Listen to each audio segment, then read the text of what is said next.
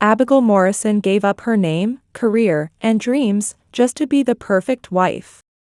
But that night, as she stood smiling at her husband's party, she saw it. The truth behind his success had nothing to do with her. It started with a mirror and ended with her being left alone in a foreign country, betrayed by him and her best friend. This is the story of how she was abandoned, and how she came back stronger than ever. Abigail stared at her reflection in the bathroom mirror, steam from the jet tub clouding the edges of her vision.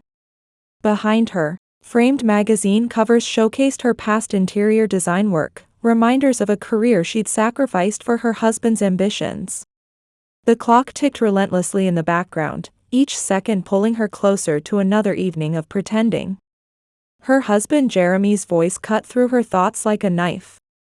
Still in the bath? Important clients are coming tonight. Abigail's shoulders tensed, her body instinctively reacting to the subtle criticism in his tone. Sorry, I'll get ready right away, she replied, forcing a smile that didn't reach her eyes.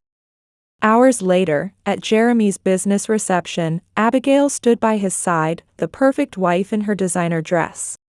She smiled on cue, laughed at the right moments, and deflected questions about her career with practiced grace.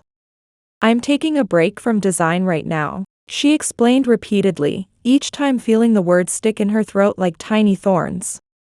Abigail used to have quite the eye for spaces, Jeremy told a potential client, his arm wrapped possessively around her waist. But we agreed her talents were better suited to supporting my ventures. We never agreed to that, Abigail thought, the words burning inside her. Her cheeks ached from maintaining her smile, but no one seemed to notice the emptiness behind it. The next day at lunch, Vanessa Parker, Abigail's college roommate and supposed best friend of 20 years, stirred her cocktail with unusual intensity. Do you remember how the three of us used to hang out in college? Vanessa asked, her red-lacquered nails tapping against her glass. Abigail tilted her head, confusion flickering across her face. The three of us? You and Jeremy weren't that close back then, were you? Of course we were. Vanessa laughed, her eyes not matching her smile. Remember that economics group project? The nights at that coffee shop near campus. Abigail had no memory of this shared history, yet Vanessa spoke with such conviction. A peculiar sensation washed over her, like standing on shifting sand. Are you happy, Abby? Vanessa asked suddenly, her gaze unexpectedly intense, almost predatory. The question hung in the air between them, heavier than it should have been between friends. Of course, Abigail answered automatically, the response programmed into her after years of marriage to Jeremy. But the word tasted false on her tongue. That night, Jeremy dismissed Abigail's new designs with a cutting remark. She'd spent weeks on the concept, creating something she truly believed in. Her heart swelled with nervous pride as she presented it to him. This has no commercial value, he said without looking up from his phone. What client would pay for this kitchen concept? It's too artistic, not practical enough. But I thought, she began, hope draining from her voice like color from her face. Stop being a dreamer, Abigail. See reality for once, he interrupted, his words hitting her like physical blows. This is why you couldn't make it in the industry. Each syllable diminished her, folding her smaller and smaller until she felt like she might disappear entirely. Alone later, Abigail studied her face in the bedroom mirror. For the first time in years, she allowed herself to wonder if this perfect-looking life was actually perfect at all. A trip to Spain? How lovely! Abigail's excitement was genuine as she planned a wine country trip to celebrate Vanessa's 40th birthday. It was Jeremy's enthusiasm that surprised her. Her workaholic husband never took a vacation, but insisted on accompanying them to Rioja. I wouldn't miss Vanessa's milestone, he said in an unusually keen interest. During Vanessa's birthday dinner, Abigail felt increasingly invisible as Jeremy and Vanessa exchanged stories from college that somehow excluded her entirely. Their laughter created a wall between them, with Abigail on the outside looking in. Don't you remember that professor? Jeremy asked, eyes locked with Vanessa's, a private smile playing at the corners of his lips. Oh, the coffee incident. Vanessa replied, both erupting in laughter at a memory Abigail had never heard before. By dessert, she had fallen silent, studying the two people she thought she knew best in the world, now appearing as strangers before her. Walking home, Abigail overheard Jeremy on his phone, speaking in hushed tones. Everything's arranged. Yes, she has no idea. It's perfect timing. The uneasiness in her stomach grew stronger, like dark clouds gathering before a storm. Late September in Rioja, Spain. The wine festival filled the village with music and laughter, but Abigail felt a growing isolation.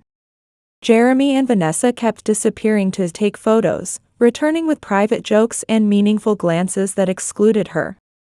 Their hotel rooms were adjacent, while Abigail's was down the hall, an arrangement Jeremy had insisted upon.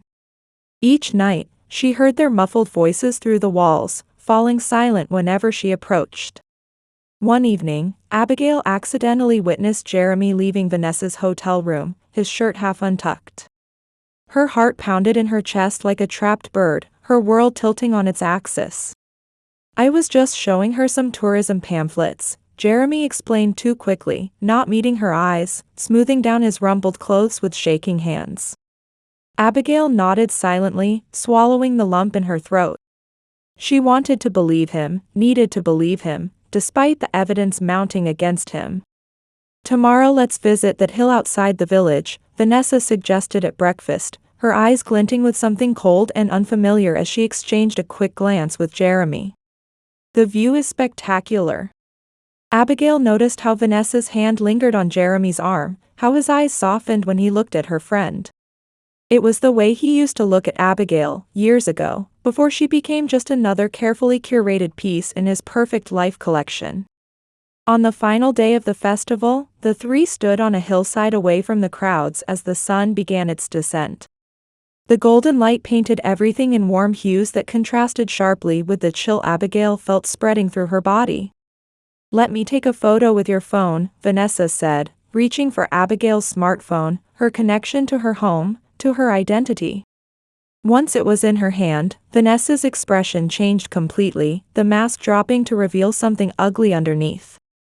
Years of hidden resentment suddenly visible in the harsh set of her mouth. I'm tired of you, Vanessa said, her voice dripping with contempt. I deserve to be chosen. What? Abigail's voice came out as barely a whisper, confusion and fear colliding inside her. A car appeared on the dirt road below. Jeremy was at the wheel, window rolling down to reveal his smirking face. In that moment, Abigail knew with absolute certainty that this had been planned all along. You should figure out how to get home on your own, he called out, his familiar voice now strange and cruel. You always exhaust everyone with your need to be perfect. She'll be fine, he laughed to Vanessa, the sound cutting through Abigail like glass. Abigail stood frozen, unable to form words as Vanessa climbed into the passenger seat, with Abigail's wedding ring glinting on her finger. The two people she trusted most in the world looked back at her with cold amusement before driving away, leaving her alone on a hill in a foreign country, no phone, little money, and not speaking the language. As their car disappeared down the winding road, the silence around Abigail seemed to grow physical, pressing against her from all sides. The beautiful sunset continued indifferently, the sky bleeding from gold to crimson as her world shattered into pieces around her. Abigail sank to her knees on the dusty path, her hands trembling uncontrollably. 15 years of marriage. 20 years of friendship. All revealed as a devastating lie in a single moment of calculated cruelty. Night began to fall, and with it came the terrifying reality of her situation. She was truly alone now, abandoned in a foreign country by the people who were supposed to love her most. Tears she'd held back for years finally broke free, streaming down her face as she wrapped her arms around herself, trying to hold together what remained of her broken life. As darkness fell, Abigail made her way down the hill into the village, her mind still reeling from the betrayal. She fumbled with the few euros in her pocket, counting them repeatedly as panic tightened her throat. The small hotels all wanted credit cards she no longer had. "Completo," said one innkeeper. "No vacancy," said another, eyeing her tear-stained face with suspicion. Her thoughts turned briefly to her mother. "I always told you he was too smooth," her mother would say. "You never had good judgment with men." The imagined criticism stung even in her thoughts. Exhausted and with nowhere to go, Abigail settled on the stone steps of an old church. The cold seeped through her thin dress, designed for a sunny wine tour, not a night of homelessness. She wrapped her arms around herself, shivering as an autumn breeze cut through the square. "What was my life worth?" she whispered. 15 years of marriage. A career abandoned. All sacrificed for a man who could discard her without a backward glance. As midnight approached, the stone beneath her grew colder, matching the hollowness spreading through her chest. Huddled against the church door, Abigail watched unfamiliar stars, feeling more alone than she had ever thought possible. Sleep came in broken fragments, nightmares of Jeremy and Vanessa laughing as they drove away, blending with the real chill of the night air. The morning sun had barely risen when Abigail was awakened by a gentle touch on her shoulder. She looked up to find an elderly woman with kind eyes standing over her. "Estás bien?" the woman asked, concern etched in the wrinkles around her eyes. "I'm sorry, I don't speak Spanish," Abigail replied, her voice hoarse from the cold night. The woman nodded, then gestured to herself. "Dolores," she said, tapping her chest before pointing at Abigail with a questioning look. "Abigail," she answered, feeling vulnerable just sharing her name. Dolores smiled and made eating motions, then pointed away from the church. The invitation was clear even without words. Abigail hesitated, weighing the risk of following a stranger against another day alone. The warmth in Dolores's eyes made the decision for her. She followed Dolores to a stone house with weathered wooden shutters. Inside, an older man with a wooden cane sat at a kitchen table. "Enrique," Dolores said, gesturing to him. Dolores placed coffee and bread with olive oil before her. The simple kindness as food offered without expectation brought tears to Abigail's eyes. Using a translation app, Dolores pieced together communication. As they talked, she brought out a photo album and pointed to a photo of a young woman with bright eyes. "Layla," she said softly. Abigail learned that Layla was their daughter who had gone to the US 10 years ago and never returned. Dolores looked at Abigail's face intently, then touched her own eyes and pointed to the photograph. "Como Layla," she said. "Like Layla." The comparison sent a wave of emotion through Abigail.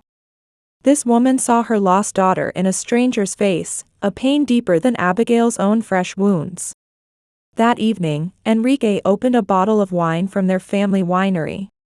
He poured a glass and pushed it toward Abigail without a word, an acknowledgement of her as a person worthy of respect. As she sipped the rich red wine, Abigail felt the first tiny spark of warmth returning to her frozen heart. "Gracias por todo," Abigail practiced saying the next morning, determined not to be a burden. She needed to find work, to make a plan, to somehow rebuild what had been destroyed. Dolores walked her to a small bakery in the village center, apparently asking the owner for work on Abigail's behalf. The owner nodded reluctantly. Abigail's first morning was a disaster. Unable to understand the orders, she mixed up bread types and finally handed the wrong pastry to an impatient customer. "Incompetent!" the customer shouted, his face reddening. Abigail froze, shame burning in her cheeks. She apologized in English, knowing he couldn't understand. The man continued berating her until the baker intervened. Humiliated, Abigail fled the shop, tears blurring her vision. Outside, she collided with a child looking up at her with curious eyes. "You okay?" the little girl asked in halting English, her head tilted in concern. "Ay Lucia," the girl said, pointing to herself. Man inside, scary. Always shout. The simple observation broke through Abigail's shame. She found herself smiling despite everything. Water? Lucia asked, offering a paper cup.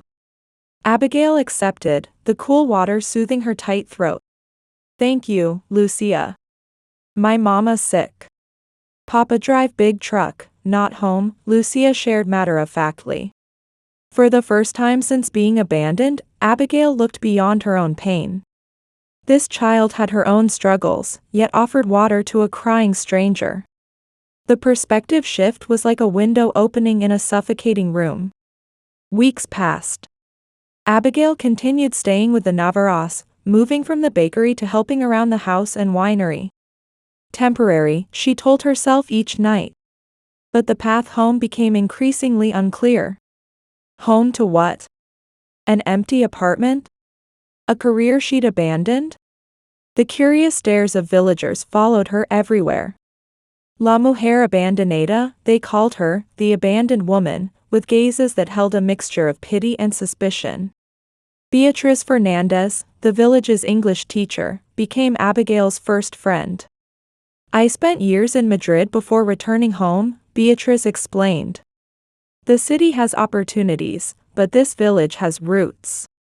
Sometimes we need to be replanted to grow properly. The metaphor stayed with Abigail long after their conversation ended. Was she being replanted, or merely blown about like a weed without roots? Lucia began stopping by after school.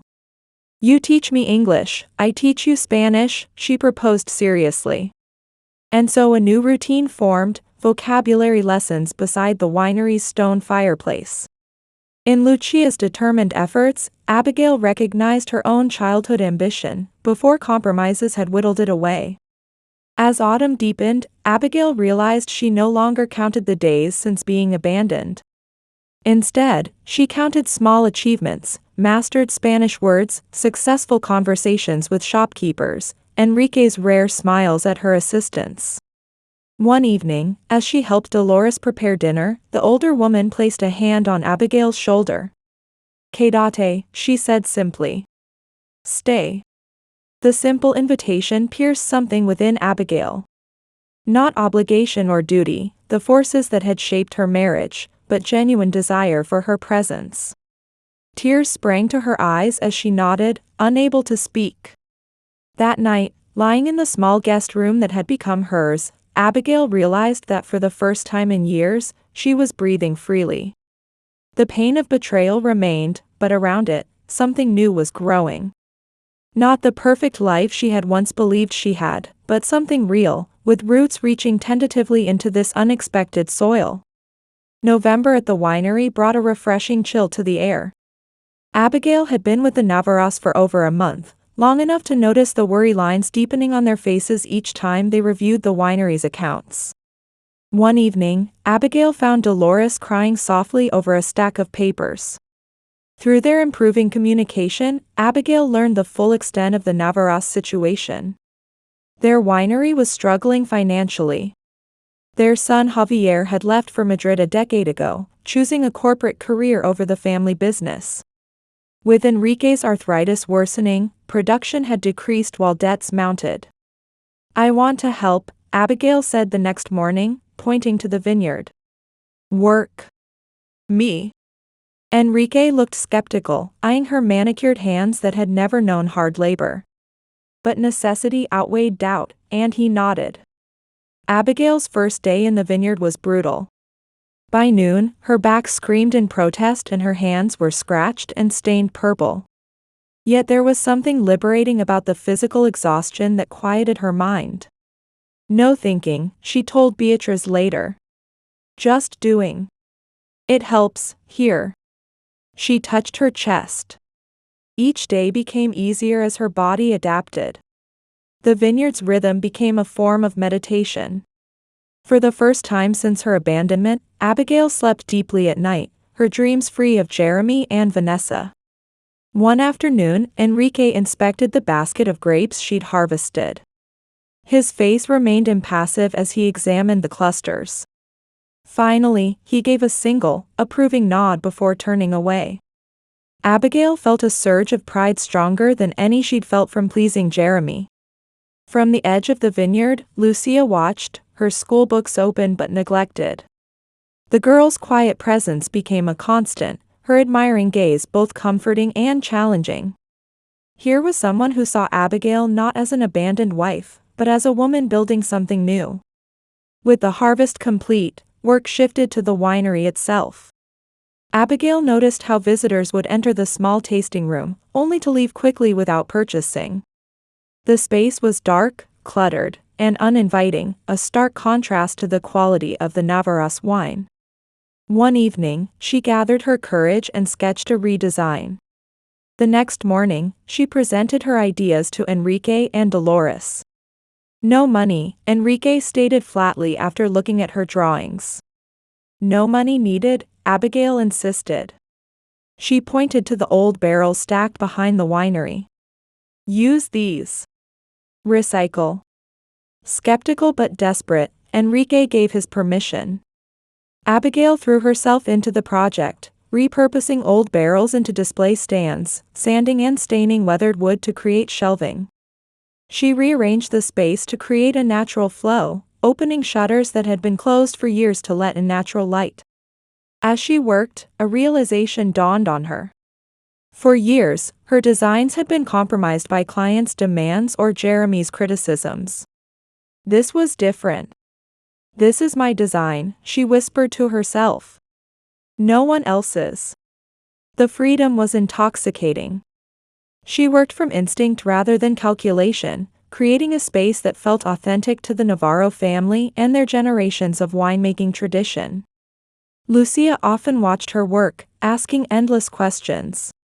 One day, the girl picked up Abigail's sketchbook, flipping through the pages of vineyard landscapes and winery designs.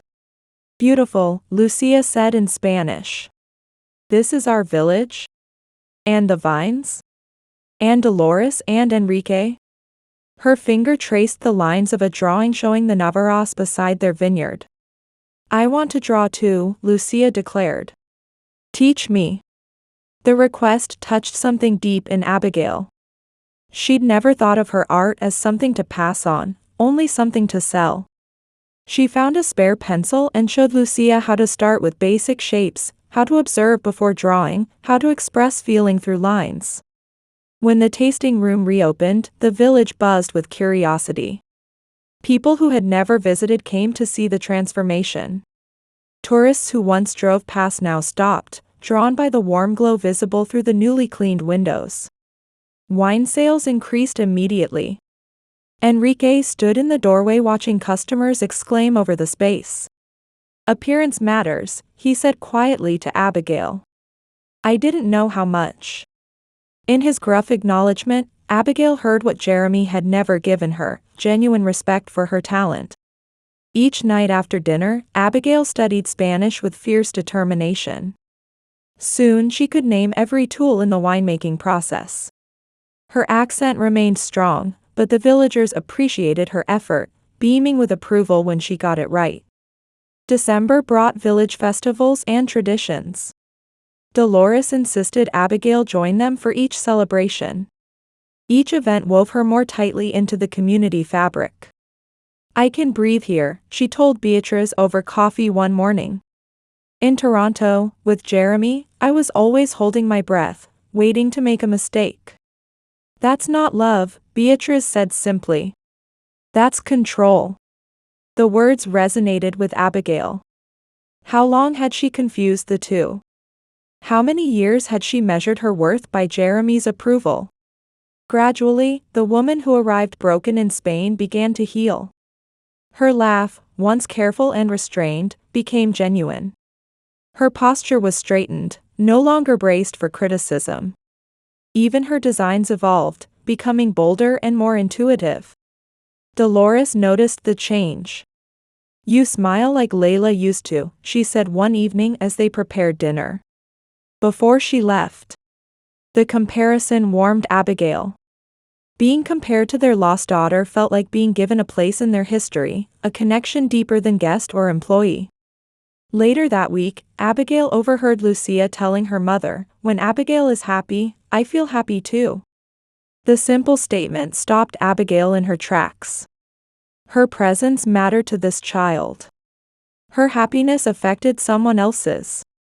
It was a responsibility she'd never considered, and a gift she'd never expected. By February, the redesigned tasting room had increased winery sales by 15%. One evening, Dolores handed Abigail an envelope. Inside was cash, her first paycheck. "This is for your work," Dolores explained carefully in Spanish. "You earned it." Abigail stared at the euros in disbelief. It wasn't a large sum, but it represented something profound, her first step toward financial independence since being abandoned. "Thank you," she managed to say, her voice thick with emotion. "This means everything." The following day, Abigail walked to the village alone. She went first to the bakery where she'd once failed so miserably, now able to order in Spanish without difficulty. She bought pastries for Lucia, experiencing for the first time the joy of giving from her own resources rather than Jeremy's. For Lucia herself, she chose a special gift, a beautifully illustrated Spanish storybook about a girl who plants a vineyard. When she presented it that afternoon, Lucia's eyes widened with delight. "Will you read it with me?" the girl asked, already opening the cover. As they read together, Abigail realized this moment, sitting in a sunlit Spanish kitchen, reading with a child who looked up to her, paid by work she had done with her own hands, contained more honest happiness than any she'd experienced in her marriage. The story they read was a simple tale of growth and patience, but Abigail felt it mirroring her own emerging narrative. Emboldened by the success of the tasting room, Abigail proposed a more ambitious project, renovating an unused corner of the winery into a proper visitor area. Enrique, seeing the financial results of her first project, agreed without hesitation. This time, Abigail collaborated with local craftsmen, learning from their traditional techniques while contributing her design vision. Every decision reflected both her professional knowledge and her growing connection to the place. Midway through the project, a thought crossed her mind: what would Jeremy say about this design? She was startled to realize she didn't care. The opinion that had once defined her worth now seemed irrelevant. "This is my design," she thought. "Not his. Not anyone's but mine." When the space was complete, it transformed the winery experience. Visitors could now see the story of the wine from vine to bottle.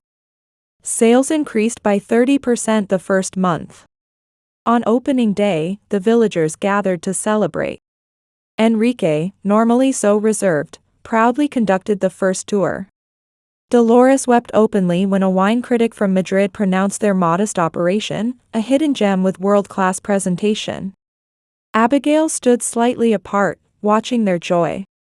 She felt a strange sensation, the merging of her past skills with her present circumstances, the designer she had been with the survivor she had become. For the first time, she allowed herself to imagine a future here, not as a temporary refuge but as a chosen home. Lucia tugged at her sleeve. "When I grow up," the girl declared, "I will design buildings. Like you." The simple statement touched Abigail deeply. She had become something she never expected, a role model. Not for her perfect marriage or her social status, but for her resilience and creativity. Looking down at Lucia's determined face, Abigail felt a warmth spreading through her chest that had nothing to do with Spain's February sun. That evening, after the celebration, Abigail sat alone in the newly finished space. The room was quiet now, illuminated only by moonlight filtering through the windows she had insisted on enlarging. The old wine barrels she had repurposed into tables gleamed with the polish she had applied by hand. She ran her fingers along the smooth wood of a countertop crafted from reclaimed vineyard stakes. Every element told a story, of the land, of the Navarro family, and now, of her own transformation. This space was more than a renovation, it was a declaration. She had taken brokenness, both the winery's and her own, and created something whole. As she prepared to turn out the lights, Abigail noticed Lucia's drawing pinned to the announcement board. It showed a woman with long hair standing in a vineyard, arms outstretched as if embracing the vines. Beneath it, in careful childish writing, was a single word, Abigail. She smiled, touching the paper gently. 6 months ago, she had been defined by her husband's name, her identity subsumed by his. Now, to this child at least, she was simply Abigail, a woman standing on her own among vines that would, with proper care, bear fruit for generations. That night, as she drifted towards sleep, Abigail realized she hadn't thought of Jeremy in days. The pain of his betrayal had transformed from an open wound to a scar, still visible but no longer bleeding, a mark of survival rather than suffering. "I am here," she whispered to herself in Spanish, testing the words that had become her daily affirmation. "I am here, and I have become the person I am." Outside her window, the vineyard lay dormant under winter's chill, storing energy for spring's inevitable rebirth. Within her, a similar process was unfolding, a quiet gathering of strength, a patient preparation for whatever would bloom when the season changed. This year's winter festival has begun. To Abigail's surprise, her name appeared on the planning committee list, a position normally reserved for lifelong villagers. "We thought you would bring fresh ideas," the mayor explained. "You are one of us now." One of us. The phrase settled in Abigail's chest like a warm ember. In the beginning in this village she was an abandoned woman. Now, she was simply Abigail, the designer who had revitalized the Navarro winery. Her Spanish had improved enough for casual conversation. The villagers no longer switched to broken English, treating her as a neighbor still learning. At the festival, she suggested wine tasting with traditional foods throughout the village square. The idea brought record attendance and put Navarro wines at the center of the celebration. Each evening, dinner with Enrique and Dolores felt increasingly like family meals. Abigail found herself thinking of them as surrogate parents, their acceptance healing wounds she hadn't realized existed. One night, Dolores brought out a photo album containing pictures of Layla, a bright-eyed young woman whose resemblance to Abigail was striking. "Sometimes," Dolores said softly, "when you laugh, I hear Layla." Tears glistened in her eyes. "You are not my daughter, but you are precious to me like a daughter." Abigail's throat tightened. "You and Enrique have become my family here," she admitted. That night, a new certainty settled over her. This village, these people, they had become her place in the world. "I belong here," she whispered into the darkness. The words felt true. Abigail visited the village's internet cafe and opened her neglected social media accounts. A photo stopped her cold, Jeremy and Vanessa at a charity gala. The caption, "New beginnings deserve celebration." She clicked on Vanessa's profile and saw more photos, including Vanessa's hand on Jeremy's shoulder. On her finger gleamed Abigail's wedding ring. "So it's official," she murmured. She expected pain, but instead, a small smile curved her lips. She then knew for certain. "Are you all right?" Dolores asked from behind her. Abigail turned the screen toward Dolores. "My husband and my former best friend. They're engaged now, using my ring." Dolores's face darkened, but Abigail shook her head. "I'm fine. Better than fine. I feel relieved." Relieved. "Yes. This confirms I'm better off without them. The past can't be changed, but I'm here now, building something real." That afternoon, Abigail contacted a lawyer about divorce proceedings. Later, she updated her social media profiles, winemaker and designer, in Rioja, Spain. As she clicked save, Abigail felt she was shedding the final remnants of the unfit life she had once lived. The woman who had once defined herself by her husband's expectations now stood firmly on ground of her own making. A week later, Enrique received a devastating letter. His son Javier had formally declined any future role in the family business. "You can sell the winery if necessary. My life is in Madrid now." Several somber days passed. Then one evening, Enrique cleared his throat. Dolores and I have been talking about the winery. About you. Before you came, we were losing money every month. We would have closed by summer. Now sales are up 40%. The critic from Madrid writes about us. People come from Barcelona to taste our wines. We want to offer you a partnership. Not employment. Ownership. 1/3 of the business. The offer stunned her. But, your family, Javier might. No, Dolores interjected gently. Javier has made his choice. And you have made yours, by staying and building with us. Tears filled Abigail's eyes. In Toronto, she had been valued for her appearance and social connections. Here, she was valued for her actual contributions, her ideas, her labor, her commitment. I don't know what to say, she managed. Say yes, Dolores urged. Become part of our legacy. 2 weeks later, they signed the papers making Abigail a legal partner in Navarro Wines. She had gained something she'd never truly had before, not just employment, but a place where she was genuinely needed. Spring brought new energy. Abigail proposed creating a premium wine showcasing both tradition and innovation, much like her own journey. I want to try a different blend, she explained to Enrique. Something that honors your methods but adds something unexpected. Under his guidance, she experimented with different combinations. This is the wine I want to make, she said firmly. Not the wine a focus group would prefer.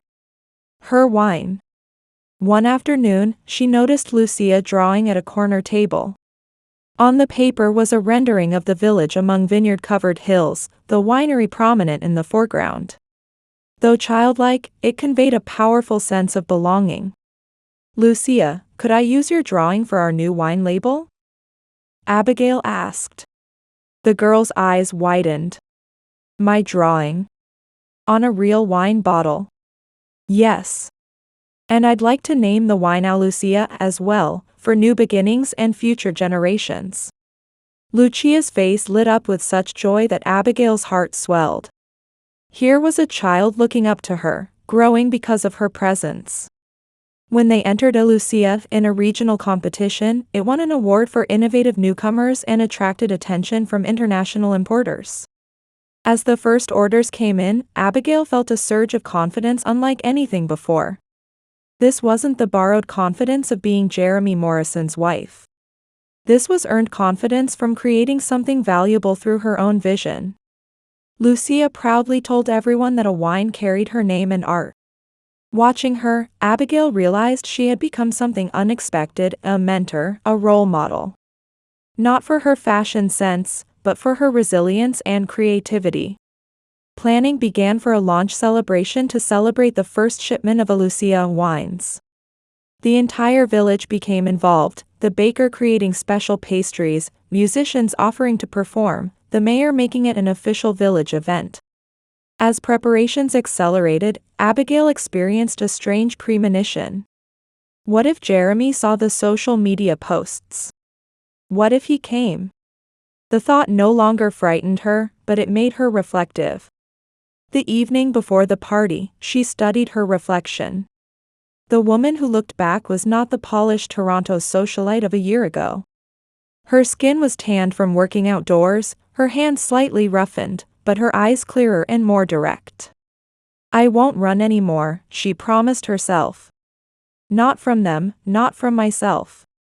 That night, she signed the divorce papers, ready to be delivered if needed. Whatever happened, she was prepared to face it with her newfound strength. Beatrice posted the party invitation on the village's social media. The birth of a new winery, read the headline.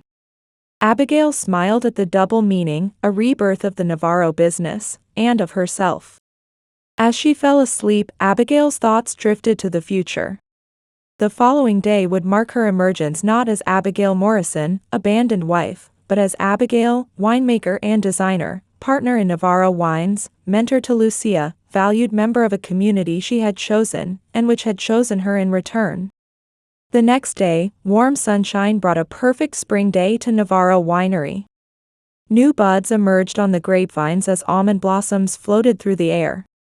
The courtyard had been transformed for the Lucia wine launch celebration.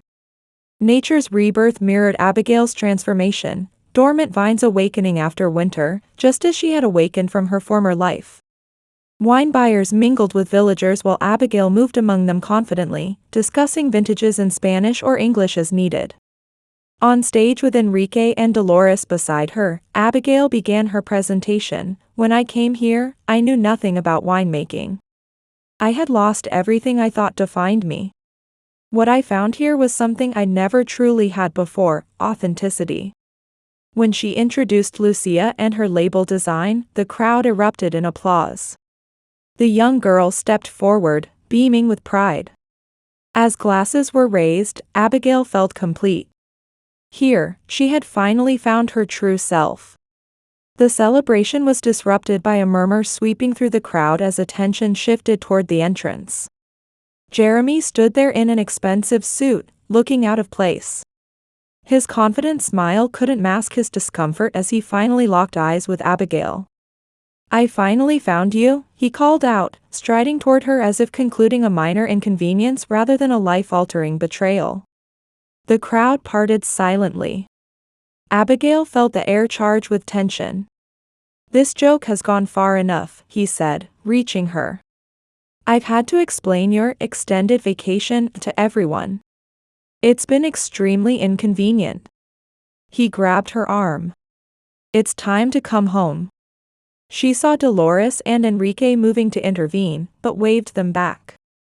This confrontation was hers to handle. With unexpected calm, Abigail slipped her arm from Jeremy's grasp. This is my home, she said firmly. Jeremy's expression flickered with surprise.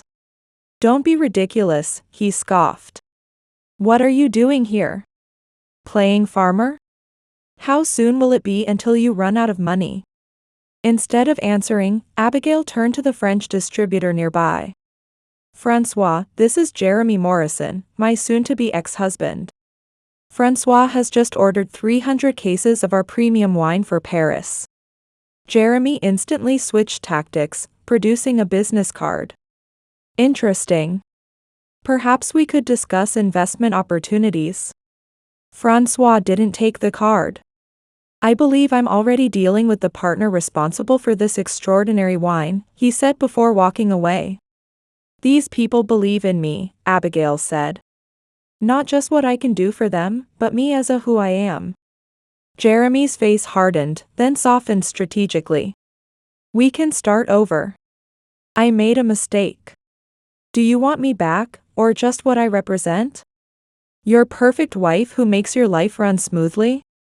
I changed the day you abandoned me here, Abigail stated. I'm not yours to claim anymore. Jeremy's composure cracked when Vanessa approached wearing designer clothes inappropriate for that environment. Abby, I'm so sorry about what happened, she began with practiced contrition. She looked around, squinting. Something calculating replaced her feigned remorse. You really don't know, do you? Vanessa's voice hardened. Jeremy and I have been connected since college.